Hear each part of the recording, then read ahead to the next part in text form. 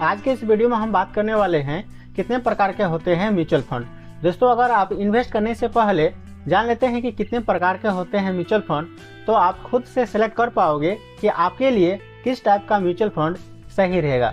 चलिए अब वीडियो को शुरू करते हैं। और दोस्तों म्यूचुअल फंड आपके निवेश पोर्टफोलियो के आधार पर कई प्रकार के हो सकते हैं, लेकिन इन्हें सेबी द्वारा यानी security exchange board of India द्वारा इसे 5 कैटेगरी में क्लासिफाइड किया है, जो इस प्रकार है। पहला है इक्विटी म्यूचुअल फंड और दूसरा है डेट म्यूचुअल फंड। इसके अलावा बैलेंस म्यूचुअल फंड, और बैलेंस म्यूचुअल फंड को आप हाइब्रिड म्यूचुअल फंड भी बोल सकते हैं। फिर इसके अलावा है ELSS, यानी कि ELSS का पूरा नाम होता है इक्विटी लिंक सेविंग स्कीम। फिर इसके अलावा है इंडेक्स फंड। अब हम इस पांचों कैटेगरी के बारे में काफी अच्छे तरीके से वन बाय वन समझ लेते हैं कि फंड मैनेजर इस टाइप के कैटेगरी में कितना % आपके पैसे को बॉन्ड या बैंक और कॉर्पोरेट फिक्स डिपॉजिट में इन्वेस्ट करते हैं। चलिए पूरे डिटेल के साथ हम समझ लेते हैं। चलिए सबसे पहले हम बात कर लेते हैं इक्विटी म्यूचुअल फंड के बारे में।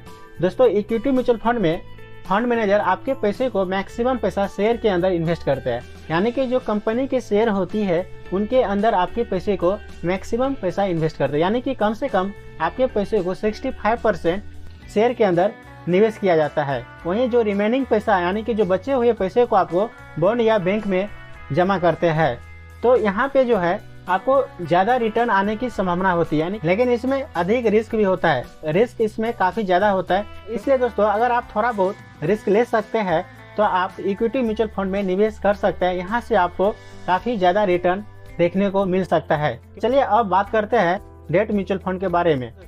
डेट म्यूचुअल फंड में आपके पैसे को फंड मैनेजर बॉन्ड या कॉर्पोरेट फिक्स डिपॉजिट में निवेश करेगा, यानी कि यहाँ पे जो है कम से कम फंड मैनेजर 65% बॉन्ड या कॉर्पोरेट फिक्स डिपॉजिट में निवेश करता है। और दोस्तों इसमें रिस्क काफी कम हो जाता है, क्योंकि रिटर्न आने की भी संभावना कम होती है। जहाँ पे रिस्क कम वहाँ रिटर्न कम, जहाँ पे रिस्क है वहाँ रिटर्न है, तो इसलिए इसमें रिस्क कम होता है डेट म्यूचुअल फंड में, तो आपका रिटर्न भी कम ही आएगा। एक चीज आपको बता दो, डेट म्यूचुअल फंड एक प्रकार का म्यूचुअल फंड है जो आपके पैसे को सरकार या कंपनी को लोन दे करके जो भी रिटर्न जनरेट करती है वही होता है डेट म्यूचुअल फंड।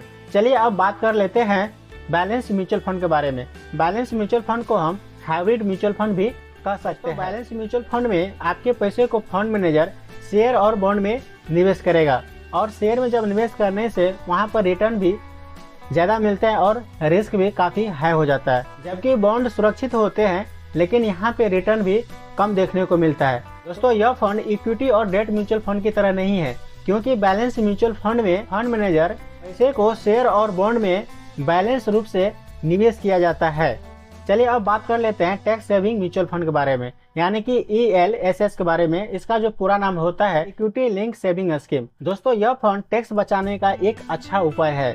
पैसे को कम से कम 3 साल के लिए लॉक कर देता है, और इनकम टैक्स डिपार्टमेंट के अंदर सेक्शन 80C के अंदर आपको यहाँ पे टैक्स डिडक्शन मिल जाती है, तो आपको यहाँ किसी भी प्रकार का टैक्स देने की जरूरत नहीं होती। ELS में निवेश किया गया पैसा मेनली रूप से आपको शेयर के अंदर इन्वेस्ट किया जाता है, और यहाँ पे रिटर्न भी काफी हाई होता है और रिस्क भी काफी ज्यादा होती है। अगर आप टैक्स बचाना चाहते हैं तो आप इस फंड में निवेश कर सकते हैं। 5वां है इंडेक्स फंड। दोस्तों इंडेक्स फंड के बारे में मैं ऑलरेडी वीडियो बना चुका हूँ, मैं इसका लिंक डिस्क्रिप्शन में दे दूंगा, वहाँ से आप देख सकते हैं। चलिए अब वीडियो समाप्त करते हैं। अगर आपको वीडियो पसंद आए तो लाइक कर दीजिएगा और चैनल को सब्सक्राइब कर दीजिएगा।